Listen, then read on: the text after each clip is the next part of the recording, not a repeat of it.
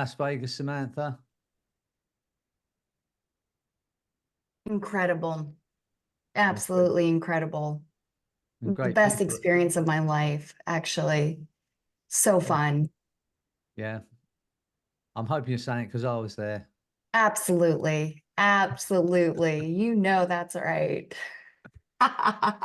It was so good. I learned so much. There was so much variety. It was incredible. I really am grateful that I was able to go. Yeah, it was great to see you in person. Very, very strange, Likewise. isn't it? You know, I met Gwyn in person for the first time this year after seeing her online for so long. And it's like you've known each other in real life. It's very strange, but no, it's good. Yeah, I like it. I like Zoom feels very similar to me as being in person. We're so lucky to live in a time when we can communicate with each other all over the world face to face in real time. You know, some years ago, my son Anthony was talking to his daughter, and he said, "I remember when your granddad first learned how to do hypnosis, and he sent me a letter. He said I was in Paris, and your granddad sent this is talking about me as the granddad because I am a granddad, obviously, and your granddad sent me a letter to tell me all about it." And she said, "What's a letter?" And he said, "Well, you know, you get a piece of paper and you write on it, then you put it on in an envelope, and you put a stamp on it, you put it in a post box, and 3 days later, the person gets the letter, and then they write you a letter, and then 3 days later, you get a letter." She said that was madness. It's like, she's never known anything other than being able to communicate directly with anyone in the world. You know, it's yeah. And of course, when I was young, it was just pigeons. We used to write a thing, stick it on a pigeon, and send it, Story. and then hopefully it would get there at some point in the future. It's a different world now. Yeah. Before that, of course, in Jurgen's time, it was smoke, smoke things, wasn't it? Yeah, but we had at a certain stage we had colored smoke, so that was quite something special. Yeah, that's right. Yeah. If you So if you could afford coloured smoke well, signals, something from very the old. lucky. Yeah, you were lucky if you Yeah. buy something extras, but I have a question. Hi, Alison. Hi, can I ask a question? Yeah, of course. My neighbor has been bullying me since February. Can I manifest her to leave me alone?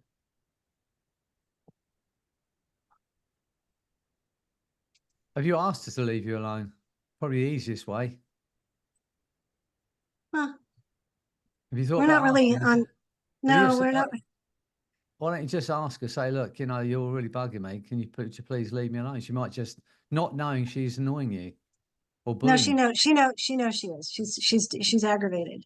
She's for some reason I've taken on the villain role in her life.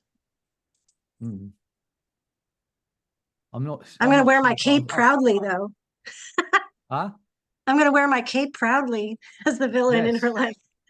Yeah, why not? Well, you know, best thing, when I have annoying neighbours, I tend to walk up and down outside with a big smile on my face. That truly annoys them. Okay, They don't know what you're smiling about. Just walk up and down, have a laugh every now and again as you go past. Smile. Nothing more but annoying. other than that, like, you think I Yeah, should just go say, get into the right just leave me state alone? yourself. Today, Uh-huh. get into the right state yourself. We're going to help everybody get into a state of confidence, unconditional self-love, self-esteem. Okay. Just hold your space. Okay, let's do it. Yeah, Thank going to you. do that today. The other thing you could actually do is, which I've done, which really annoys people. Hi, how are you? How's your day? Be really Oh, exaggerating. we Hi, haven't talked nice since to see February. you. No, it Okay, I doesn't like matter, that. but just like, and then Okay. she'll avoid you because she'll think Oh, that's crazy. yeah. Okay, yeah. Walk up and down She now outside, smiling and laughing and saying hello to her in a really nice way. Yeah, she I has a think, camera facing my front door now as does a she? Monday. Yeah. Well, that can't be right, surely. Surely you can That's get what I'm some. yeah, I'm gonna go to Yeah. the HOA tonight, so I want to Or, manifest that going well. or when you go out in the morning, just do a quick, dance to the camera and sing a little song. That's it. And then go on your way. Give us Okay. something to look at. There's always ways around it. I put a tree in front of it today. Yeah. All right. Anyway, I hope you sort it out. Thank you. Right. Appreciate Okay. it. I think everyone's here. Right. It's lovely to see you all. And thanks for showing up. There's a lot of you here today as well. So I'm really chuffed. Anyway, I'm back from Las Vegas, where, as I said, I spent some time with Nicholas in person, which is nice. Lots of things, plans that ways of helping people change their lives. And we're going to put that into action. So look out for our new videos and everything else we're going to keep supplying you with. But today, I'm going to help you all understand your worth and value. And by that, I mean your worth and value that goes beyond the car you drive, the house you live in, the clothes you wear, the money you got in your bank, your true intrinsic value. So that you can, whether you've got annoying neighbors or whether you want to achieve something, step in your own space and know at the very core of your being, that you're already a whole being. You don't need to be anyone else. You don't need to be anything else.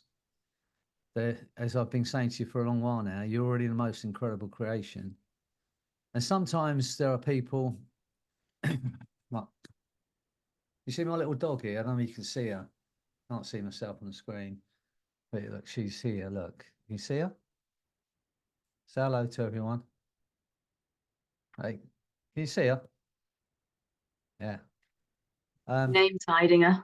Well, you can't see me now. Actually. Just a little bit of her. Have a look.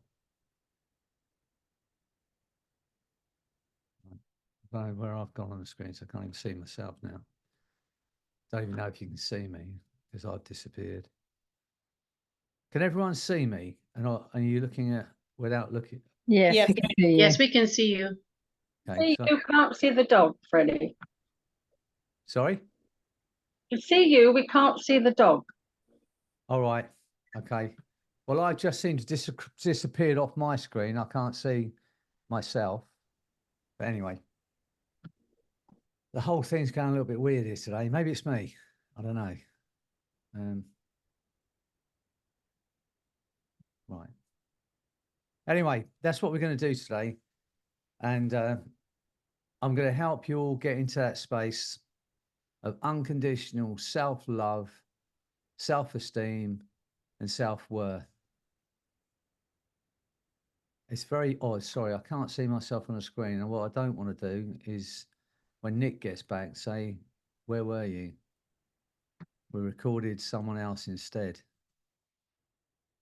No way I can find myself on here. So I don't know. Something Well, magical happens. Ready? Yeah. There is, if you click on view at the top, you might have you might have clicked on hide self view by accident. Or stop video, or no, stop. Or I've camera. had that issue. I've had that issue before, you know, on the top of the bar where it says view and you scroll down and it says hide self view. Is that by any chance ticked?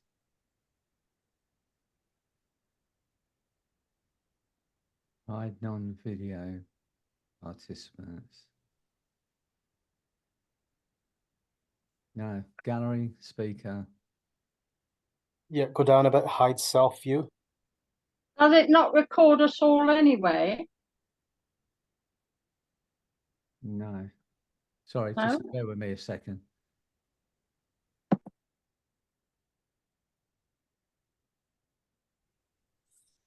Show non-video participants.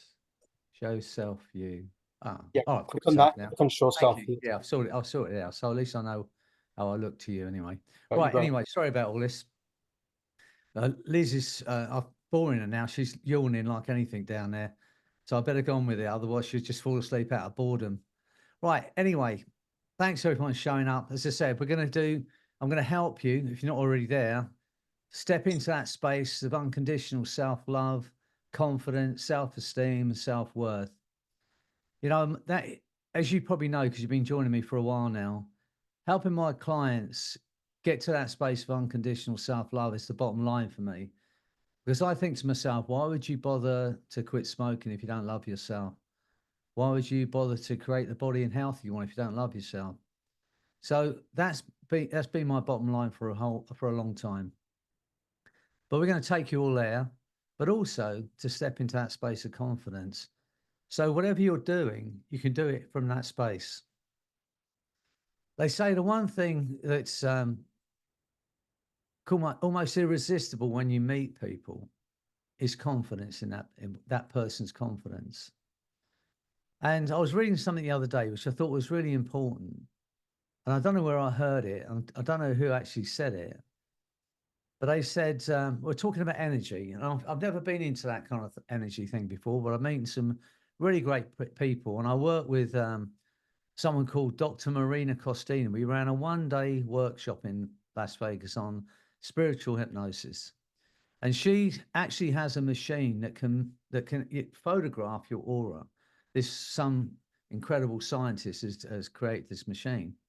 So she can tell you by looking at your photograph, your aura, what's happening in your life, what's lacking in your life. It's very, very accurate. But I've never been into that kind of energy stuff before. But I heard this thing the other day that said that around us, we know this anyway, don't we? There's a field of energy around us. And in any situation, and this is my thinking, because I say I'm new to all this stuff. But if you imagine that if as a complete being, that includes the energy field around you. So there's your physical body, there's the energetic field around you. It's physical, emotional, and energy field, if you like. And when any situation draws from that energy field, and so when that's happening, you become more matter than energy, if you like, more particle than wave. And when that's happening, as I said, you're more in the physical than you are in the energy field. But what they said was, and this is the thing that really kind of stuck with me. They said, when you're living in the moment with an open heart, you increase the magnetic energy field around you. That kind of made sense to me. You know, we talk about animal magnetism and charisma, and I think that's what that is. If people who are particularly charismatic, that's what they're living like, aren't they? You know, generally have a belief in themselves and they're living in the moment with that open-heartedness. And I think that for all of us to step into that space, and it's quite difficult because our brain is geared, if it it continually predicts the future from the past. I suppose it's the only reference point, isn't it? To try and keep you safe. It's continually trying to predict the future by looking at the past. And if you think that's happening all the time, what's actually happening in that state is you're never truly in the present. Oh, does that kind of make sense to you?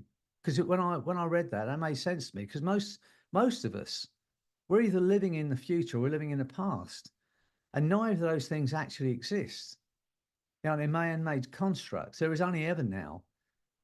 You know, if you go back, if you think about a past time and you're thinking about it, where are you? You're still in the now. We can never step out of this actual moment. Yet most of the time, our thoughts, we're living in the future or the past. And if we're living in the past, generally, people who are depressed are focused on the past. You know, we talk about kind of most psychotherapy is focused on the past. My son and I rudely call it kind of professional rumination, always looking back to try and figure out why you are like you are. And I always say to my client, it might be interesting to know why you are like you are, but it really is of no consequence to me because I'm a hypnotist. And we have a tool called hypnosis that can take you from where you are to where you want to be very rapidly. So my clients come in and they say, you know, this is why I'm like I am. I don't want to be rude, but I'm waiting for that moment to say, what do you want? How do you want to feel a moment from now, an hour from now, a week from now? And that's really my goal, to help people get to where they want to go. So we're either living in the future or the past, and none of those things exist. In quantum physics, all possibilities exist in the present. Think about it. All possibilities exist in the present. They don't exist in the past or the future. They exist in the present. So we have to continually train ourselves to stay in the present, stay in the moment, because it's in the moment that we can change thoughts, we can change habits, we can change behavior in this moment.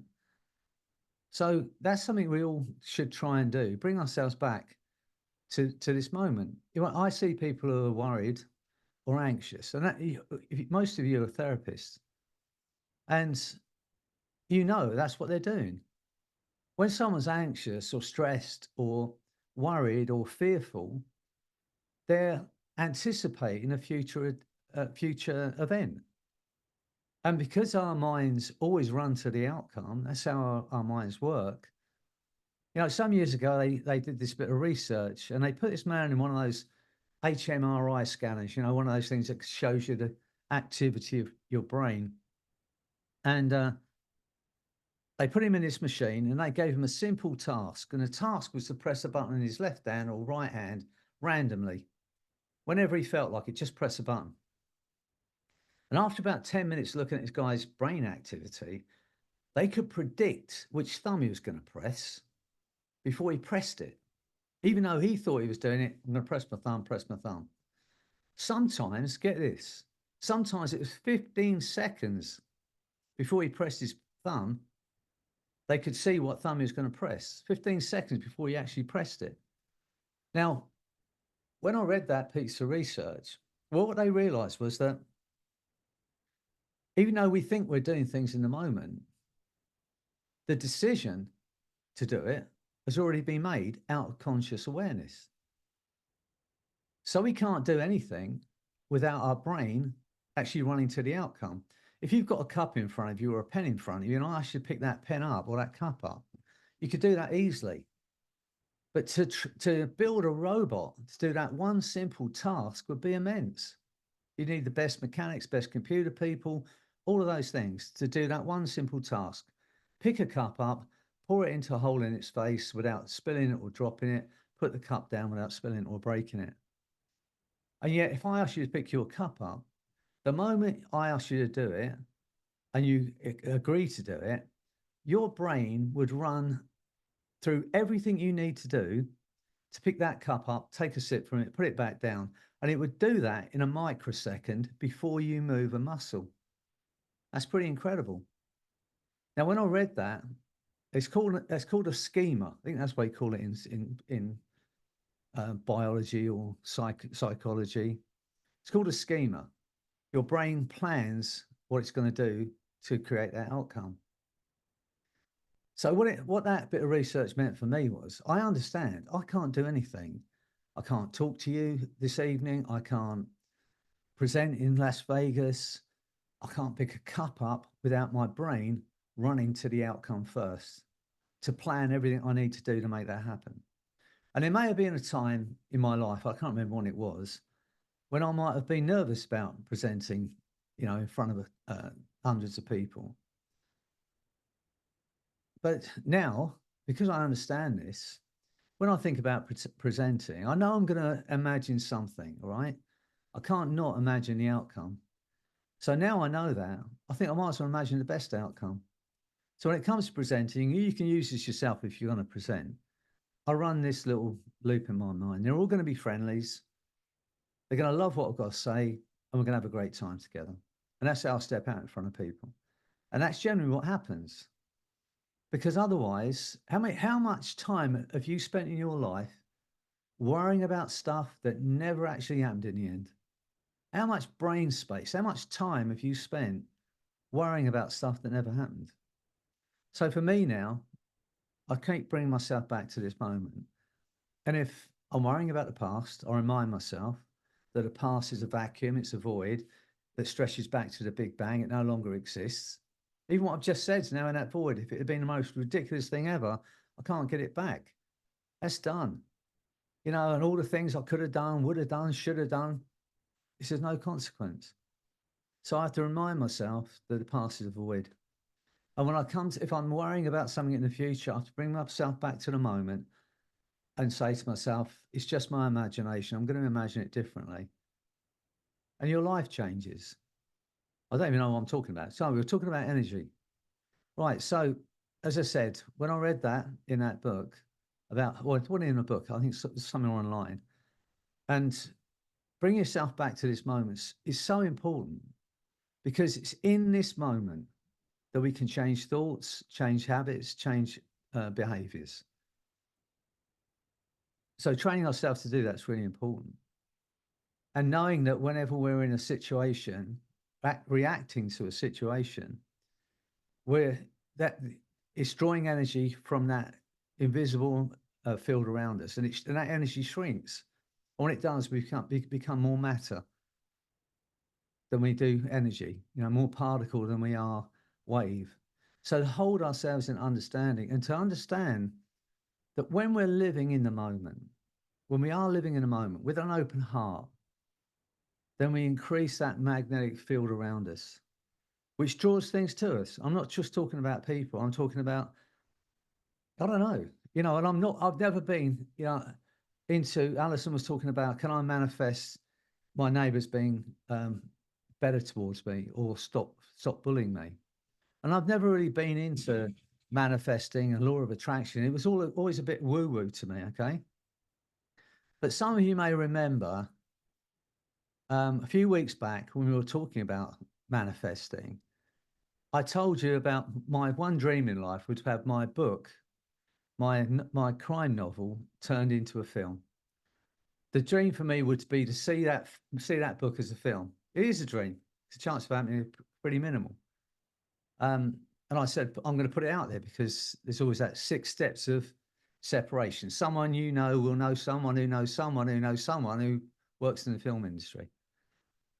And I just put it out there, didn't I? And I was kind of joking. But I'm going to tell you what happened over the weekend in Las Vegas. I'm in Las Vegas and I'm running my presentation. And it's a room, the room was jammed, which I was really pleased with. My young son, who I took with me, he's never seen me work before, right? He's never been to a conference. He's never seen me work. He has no idea what I do. He thinks up until this last week that I was the man who put the bins out and painted the fence every now and again.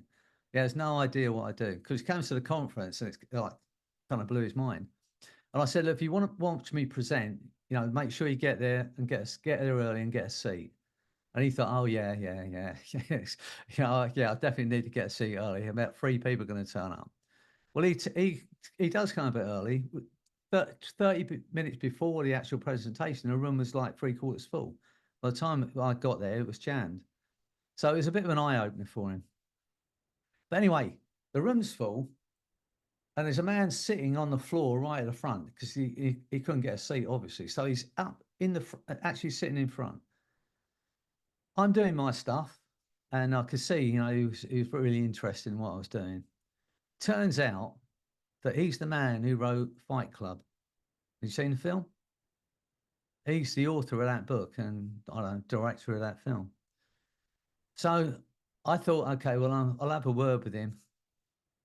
And because I'd overrun my time, not knowing that I thought it was 2 till 4, and it was actually 2 to 3:50. And it was now 5 to 4. The people were rushing out of the room. I never got to speak to him. So anyway, I went and had, I think I had my son's into this Mexican food, never tasted it before. Now he's eating, he wants to eat it all the time. So we met at this place, Uno Mas, this little place. I had a cup of coffee and a burrito, or whatever it was. Anyway, thinking I'm never going to see this guy again. So I went back to the conference, and there he is coming down the escalator. Can you believe it? On his own. So I went over and I said, hello, thanks for coming to my presentation. He said, oh, I think it was great. It was, incredible what you did. So I said, maybe inappropriate. I said, but you're the guy who wrote Fight Club. And you went, yeah. I said, well, I've written this book. I think it's a great novel. I think it'll make a great film. He said, tell me what it is. Tell me all about it. So I told him, and he's taken the book title and taken my pseudonym for the book. So thank you all, if you've all been out there manifesting me getting my book as a film. And when it happens, I'm going to invite you all to join me on the red carpet in Hollywood for the premiere of my film. Anyway, So when you put out this, when you stay in a moment and you do that with an open heart, you create this magnetic, increase the magnetic field around you. And I think, you know, try it. Think about what you want, step into the moment, open your heart to anything that might happen for you, and just picture yourself achieving it and see what happens.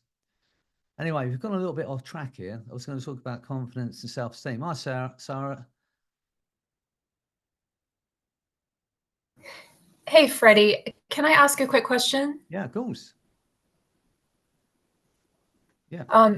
When you're talking about, we're talking about manifesting and staying in the moment, I find that I have this inner critic, this sort of, and I know that we all have it, but mine's really loud.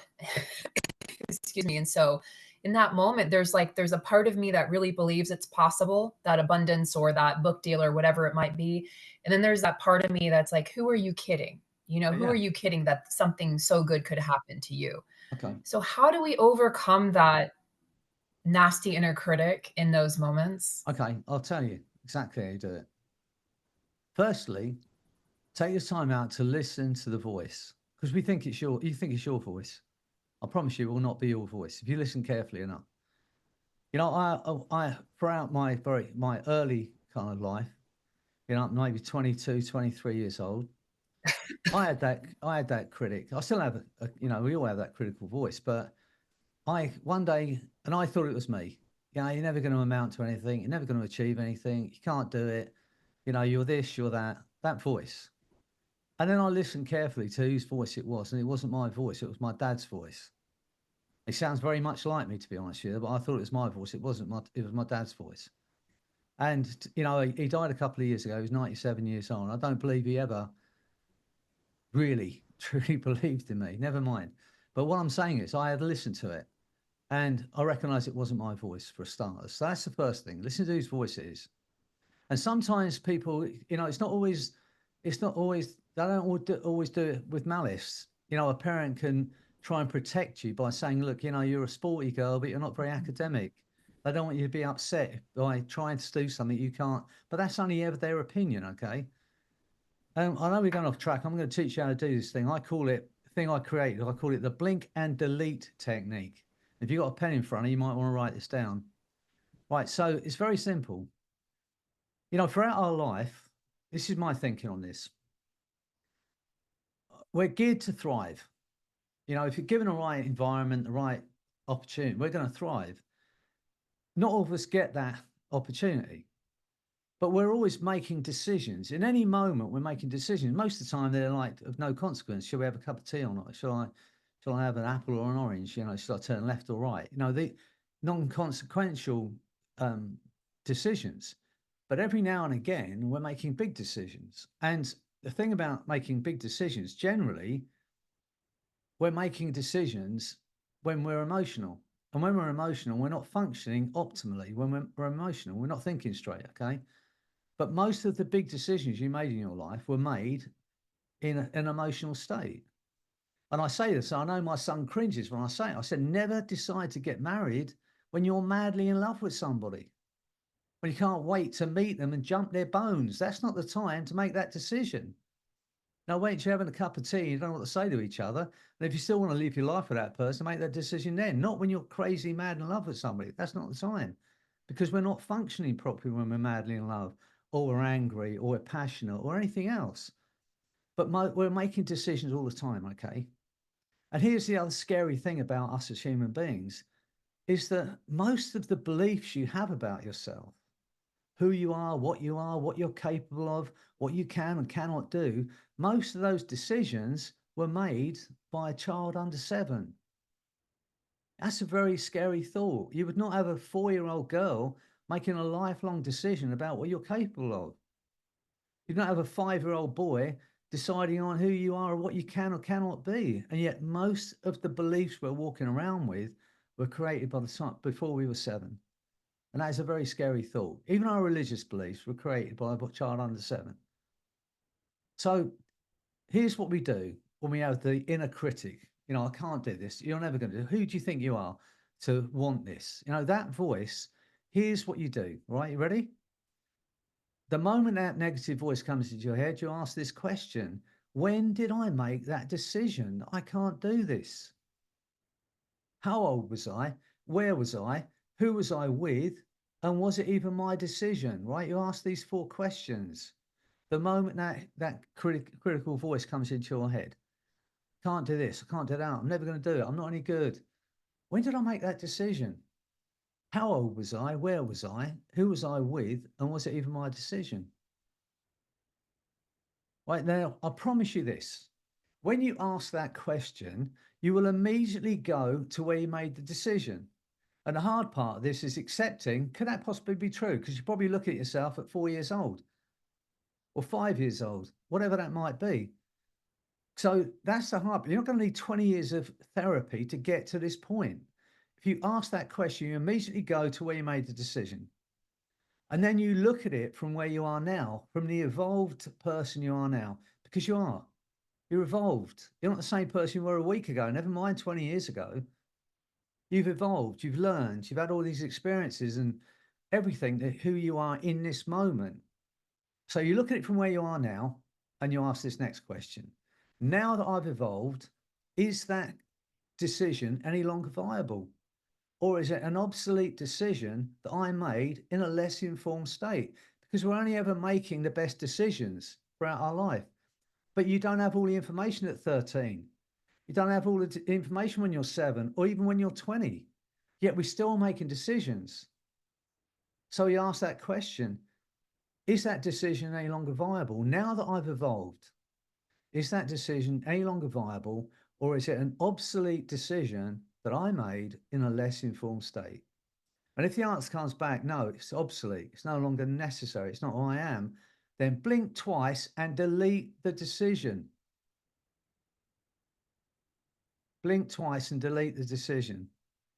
And then you go to neutral, which I taught you how to do a few weeks back, where you go to neutral emotion, because in neutral, you can make the right decision. You can take the right action, get the right outcome.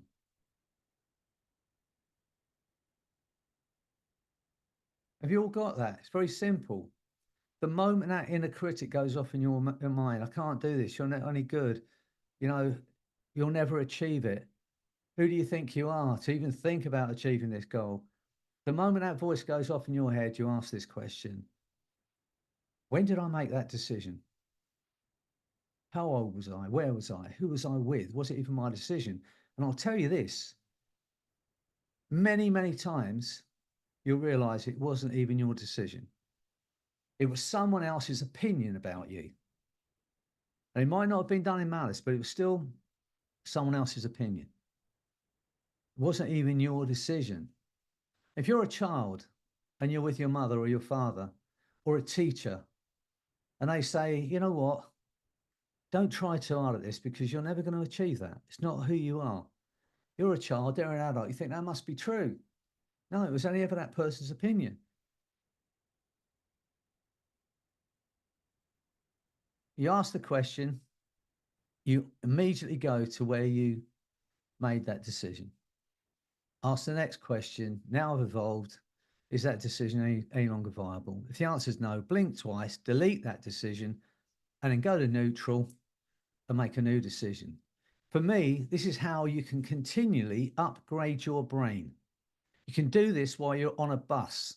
You can do this while you're driving down the road. You can do it while you're walking down the road. You can do it while you're watching TV. This is how we upgrade our brain. There is no longer any reason for you to live with decisions you made when you were a child. You know, one of the most stupid sayings we have in the English language is, you made your bed, you've got to lie in it. Why? If it's uncomfortable, it doesn't suit you, get out of bed, make it again. We don't have to live with decisions we made when we were kids.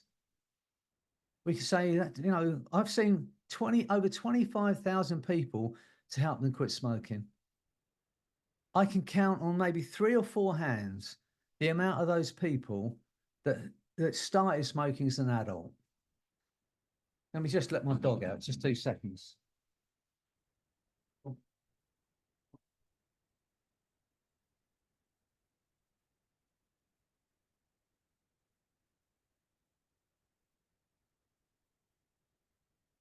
Yeah, I can count on two or three hands how many of those people started smoking as an adult. You know, when you're 13, it might make sense because your friends are smoking or you want to look old or whatever. You know, those people didn't make those decisions when they were adults. And so how many decisions we made when we were kids that no longer suit us, that are detrimental or redundant decisions?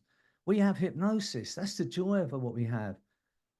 We don't have to live with those decisions. We continue to upgrade our brain by doing this. I don't know any other method that can continue to upgrade your brain. You would not be working with a 30-year-old computer in front of you. You wouldn't do it. Yet we kind of settle for the programming we've had for all these years. This is, I promise you, this is the easiest way to do this. You're all going to do it. Just change any limiting beliefs you have.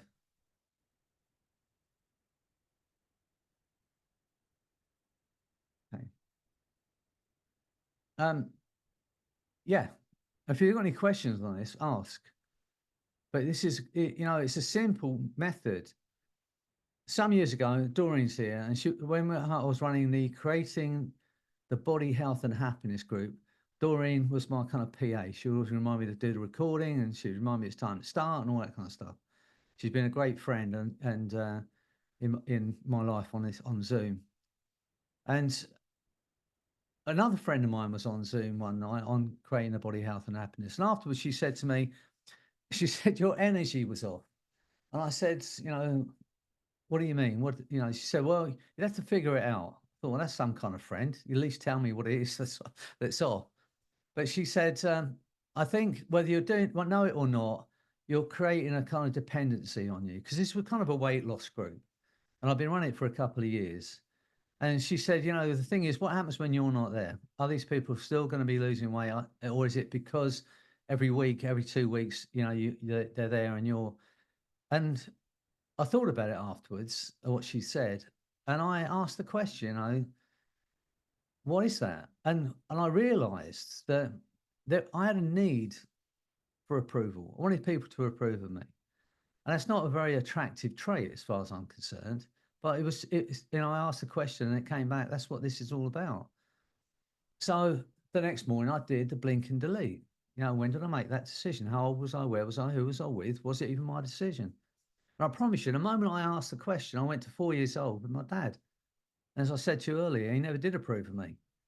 So the next week I said, and I'm sure Dorian remembers, I said, I love you all to be coming on these calls. I love it, you know, and I appreciate you coming on these calls, but I don't need you to come on these calls. I don't need your approval.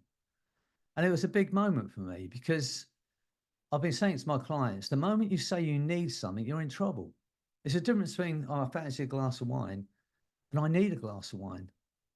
There's a massive difference between I appreciate you loving me, then I need you to love me. You know, there's a massive difference between I appreciate you being in my life and I need you in my life. There's a massive difference. The moment we hear ourselves saying, I need this, we're in trouble. So that made a big difference to me. That's the first time I'd used this thing on myself. So I would ask you all to think about that. When you hear that voice go off in your head, no, you don't have to live with decisions you made years ago. And we've gone a bit off track here, but I think it all relates to the same thing, because it's that inner critic is stopping you from maybe stopping you from loving yourself the way you should love yourself, or having the total confidence you should have when that voice in your head is saying, yeah, what do you think? Who do you think you are? Thinking you can do this. Who do you think you are by thinking you can achieve what you want to achieve in life?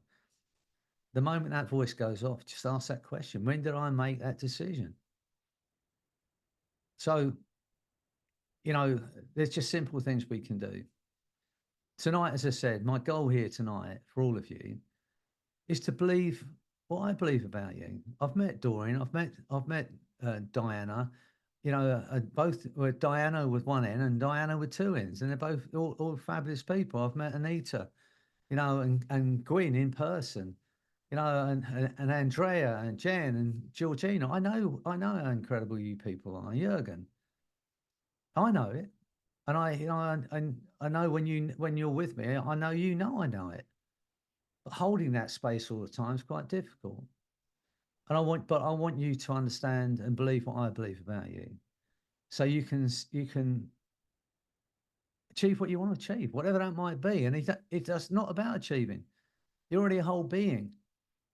But from that space, you can then think, what would I like? What would I like in my life? How would I like my life to be? Without thinking, oh, I need to earn more money so people think this of me. I need to have those clothes because that's what people are going to judge me by. You know, I want you to say, be in that space. There's a great book by a man called Michael Niels, and I read it years ago. It's called How to Be Happy Now. It's a really good book. But in it, he said something which really stuck with me. He said, if you're doing things in order to be happy, you're doing them in a wrong order. I thought that was great. If you're doing things in order to be happy, you're doing them in a wrong order. In other words, when you're saying, you know, I'll be happy when I pay off my mortgage. I'll be happy when I get out of this job. I'll be happy when I create the body I want. I'll be happy when I get a decent man in my life or a decent woman in my life. I'll be happy when, what you're actually saying is, I'm not happy now. I want you all this evening when we do this work together. Listen to that word, work. How can you call this work? Anyway, when we're together this evening doing this thing, I want you all to think about, you know, what makes you happy right now, what you can be happy about right now. You know, I met Diana Whitley in Las Vegas the other day. What's not to be happy having Diana in my life? You know, what's not, if nothing else, I can say I've got Diana in my life. That's a reason to be happy right now in this moment. You know, and I know it's the same for all of you. And you've got to say, okay, what can I be happy about right now? Because if you can find what you're happy about now, you're not saying to yourself, I'll be happy when. That's not to stop you from working towards having a nice car you want, or having a nice house you want, and having a nice body you want, whatever it might be. But your happiness is no longer dependent on getting it. And that's a massive difference. Because at every moment, I should keep bringing you back to this moment.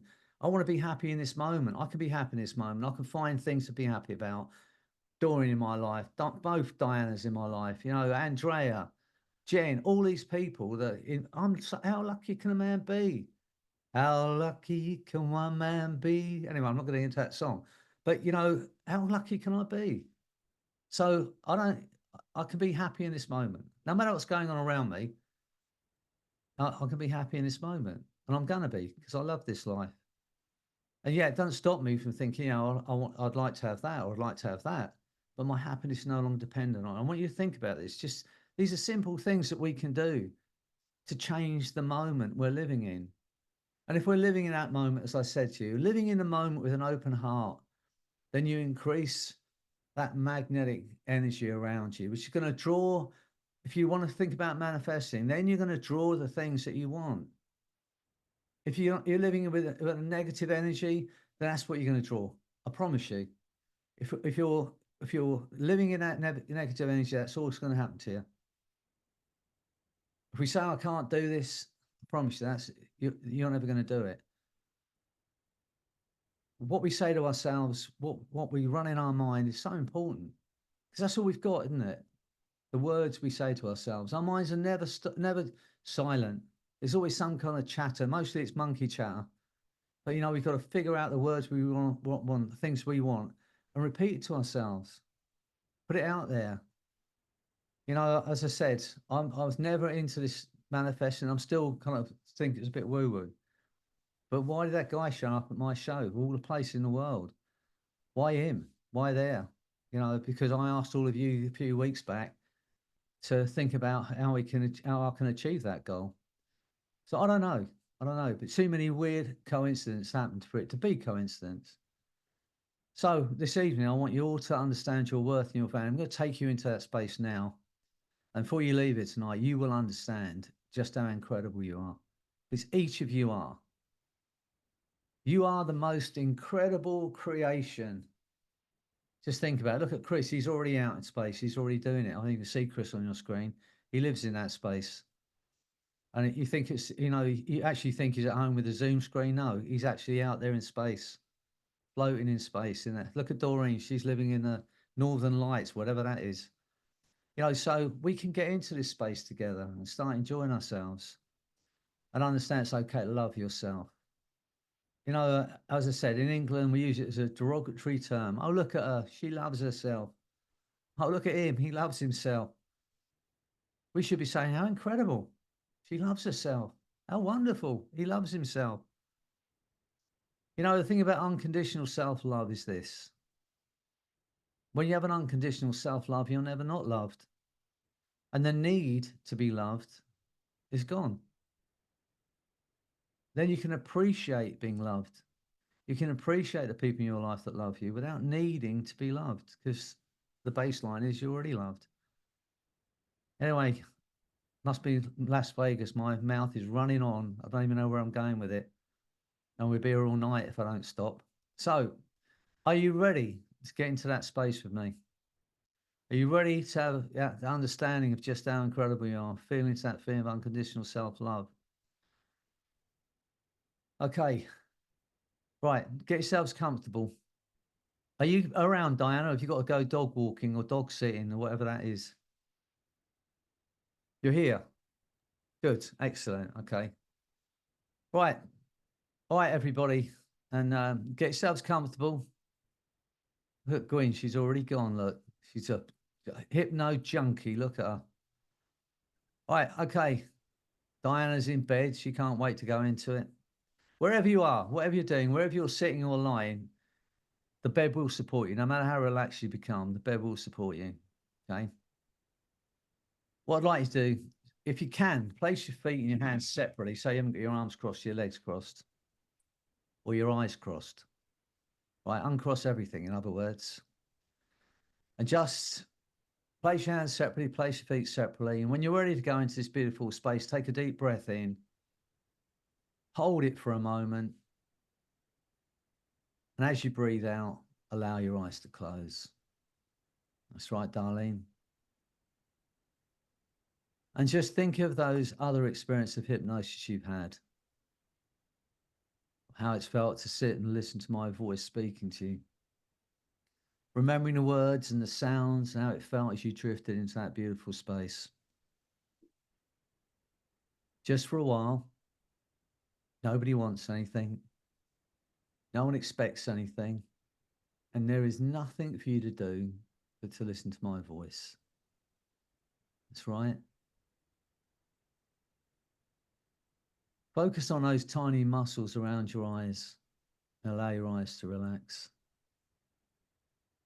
Allow your eyes to relax so completely they just won't work for a while. And I'm going to say some words, and I want you just to repeat these words to yourself, silently to yourself, and aim them at yourself. And even at first you don't experience it, you will as you continue to repeat these words. My mind and body are completely calm and relaxed. My mind and body are completely calm and relaxed. My right arm is heavy and relaxed. My right arm is heavy and relaxed. My right arm is heavy and relaxed. My mind and body are completely calm and relaxed. My left arm is heavy and relaxed. My left arm is heavy and relaxed. My left arm is heavy and relaxed. My mind and body are completely calm and relaxed.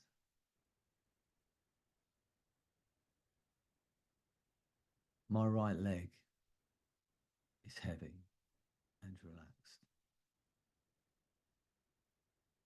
My right leg is heavy and relaxed. My right leg is heavy and relaxed. My mind and body are completely calm and relaxed. My left leg is heavy and relaxed. My left leg is heavy and relaxed. My left leg is heavy and relaxed.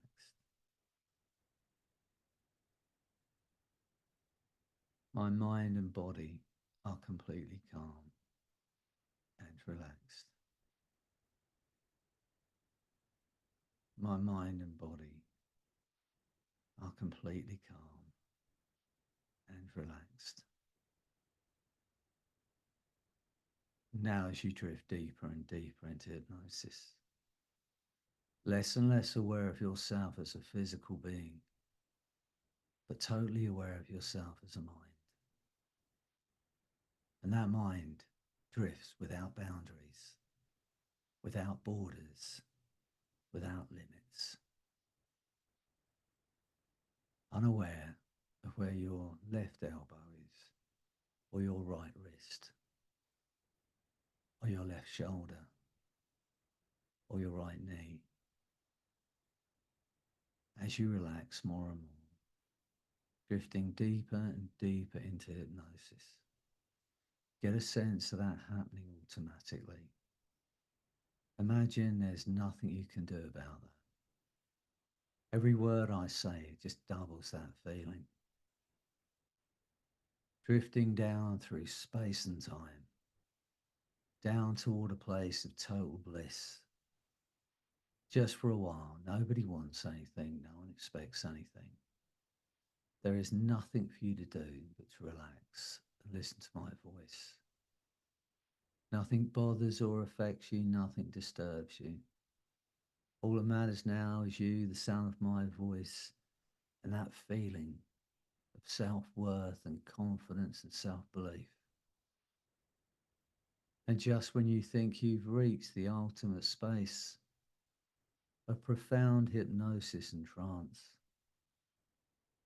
my voice, my words will take you 10 times deeper.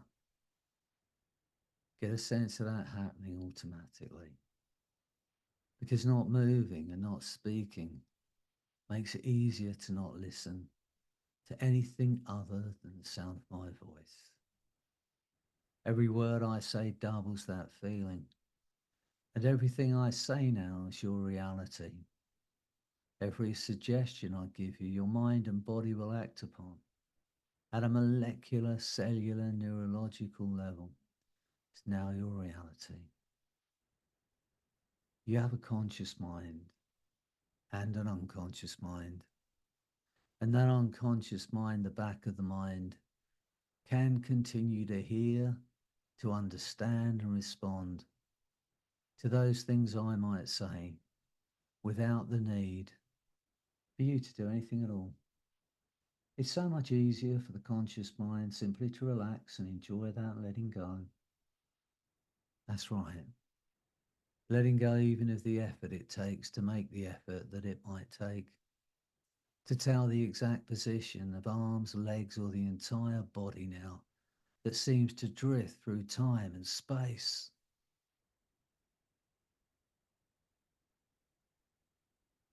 That wonderful free-floating place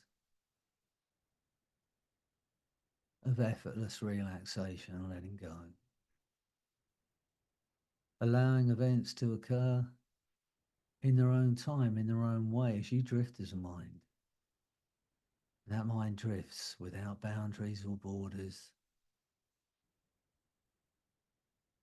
And as you drift in that space, just for a moment, allow yourself the pleasure of going out there into the future. It's an hour from now, it's a week from now, it's a year from now. And see yourself living the life you absolutely want, with a new understanding of your worth and your value and just how incredible you are.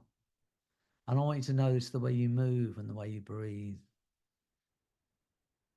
A new understanding, a new belief. Step into that future body.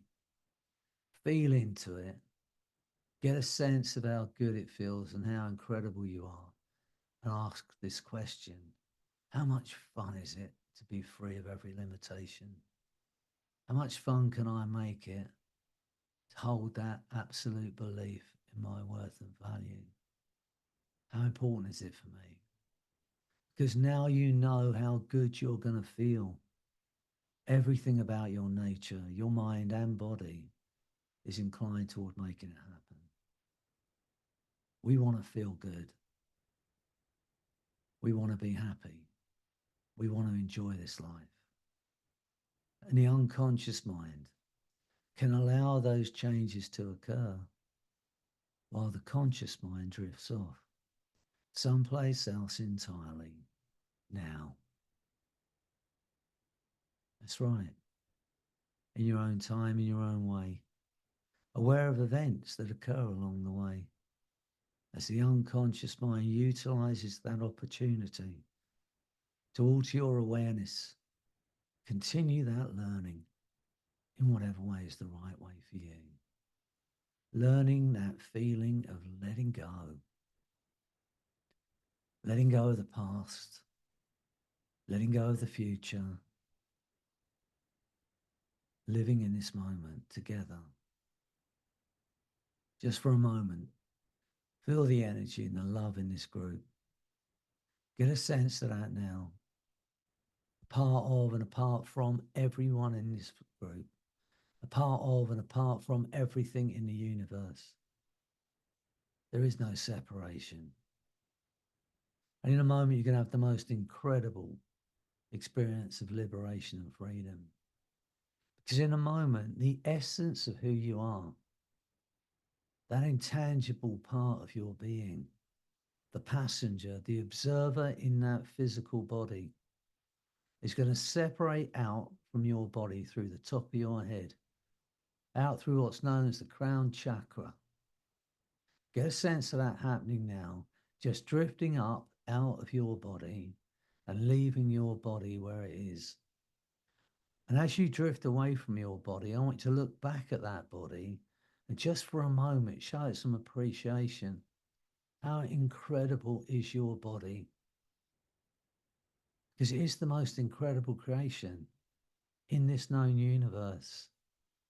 In the history of mankind, there have been 100 billion people on planet Earth.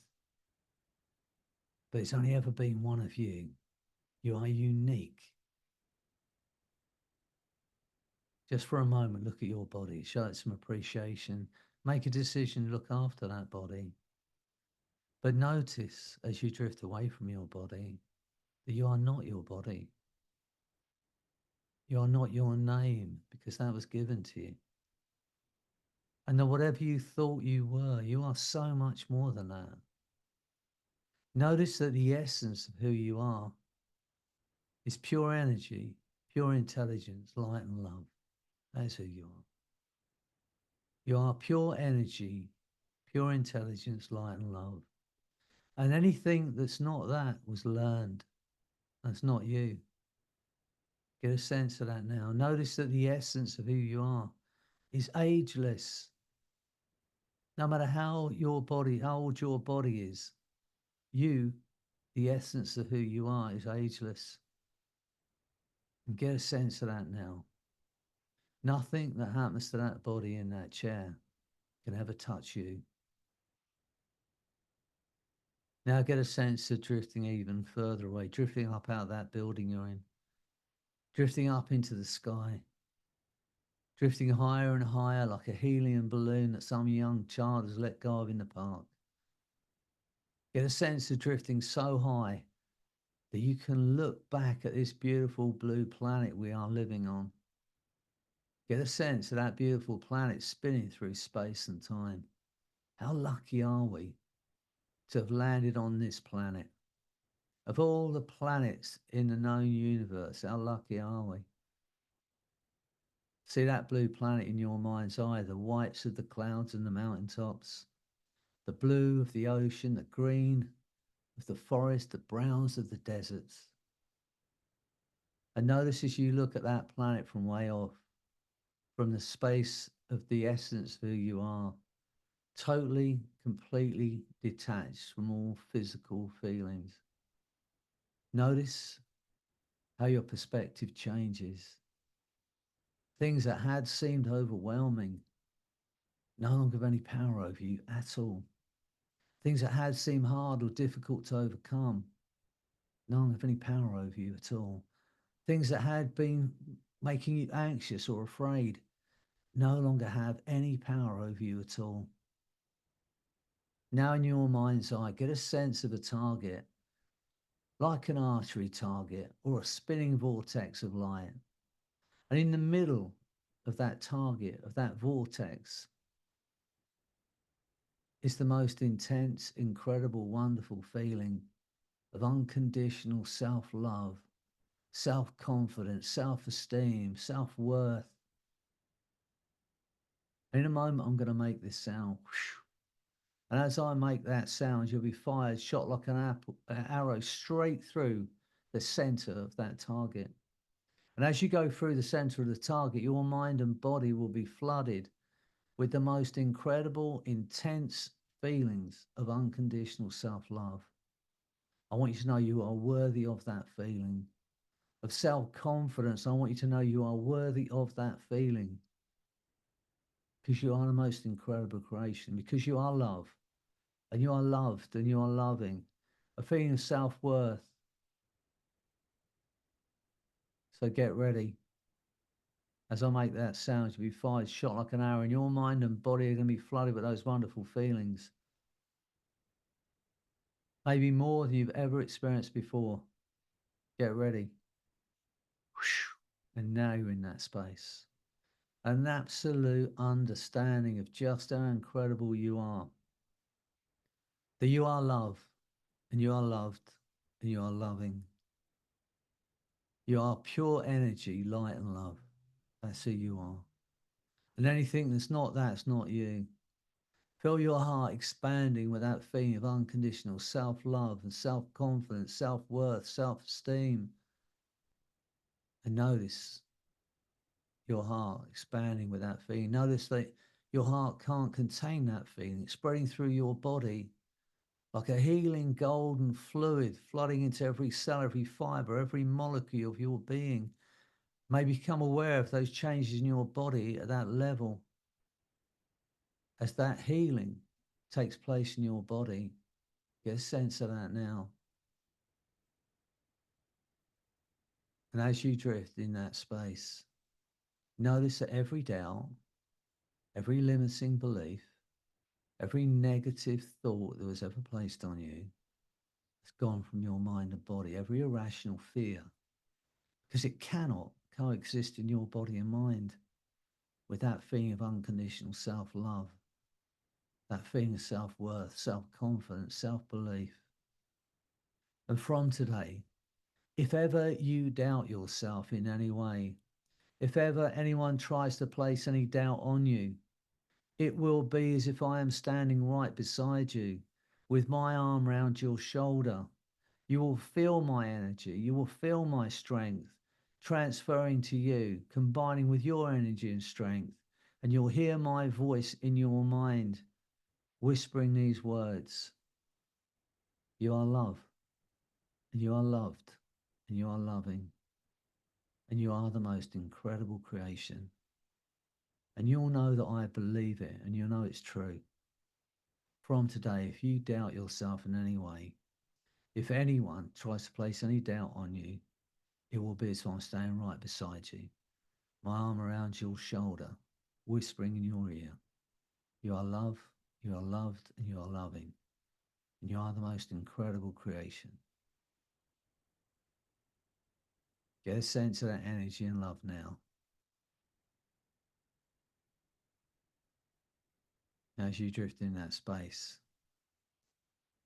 free of the past, free of the future, free to be in this moment together right here, right now. Get a sense of that now. Just to be. Feel your heart expanding. Feel that wonderful feeling.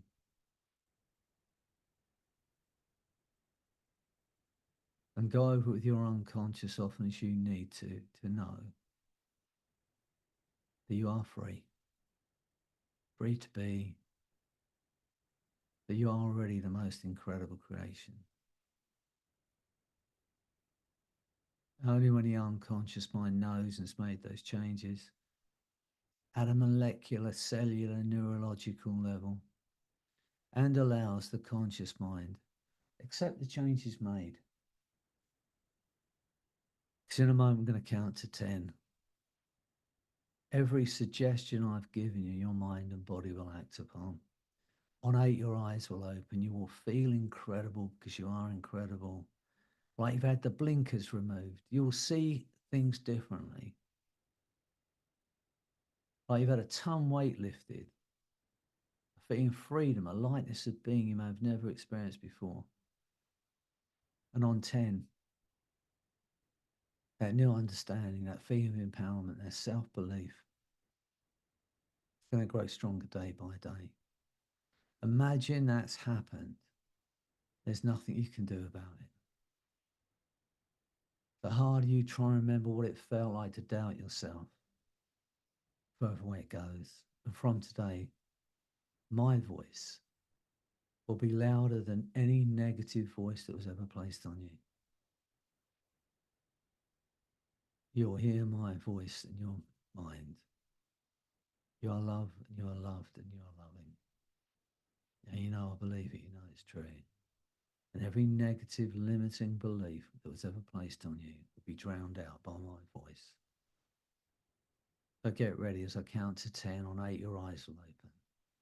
And you will feel incredible because you are incredible.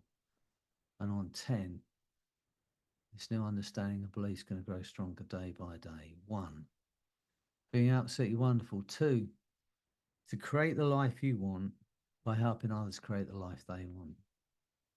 3, being freedom, free of the past, free of the future, free to be in this moment, to step in this moment with an open heart and increase that magnetic energy around you. 4, feel the force of that energy and love flooding through your body and mind.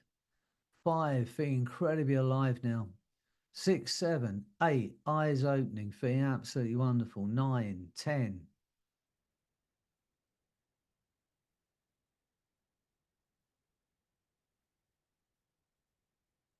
Excellent.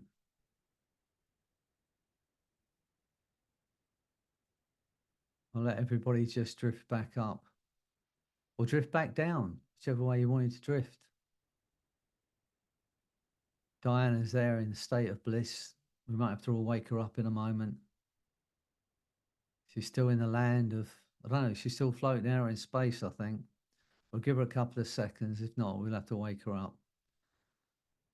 All right. Look, I hope you enjoyed today. I hope you enjoyed it. You know, take those blink and delete. Let go of every limitation that's placed on it. It was never yours in the first place. And as I said to you, you are pure energy, pure intelligence, light and love. And anything that's not that was learned. It's not you. All right, we're all ready. Switch your mics on. Let's see if we can get Diana back in the room. All right, switch your mics on. He's totally gone. On a count of 3. We'll all shout Diana at the same time. Joining in with us, Doreen. Your mic's off. I know she listens to you. Doreen and Diana shared a room when they came on the UK retreat. So you're all ready? Okay. On a count of 3. 1, 2, 3. Diana. Diana.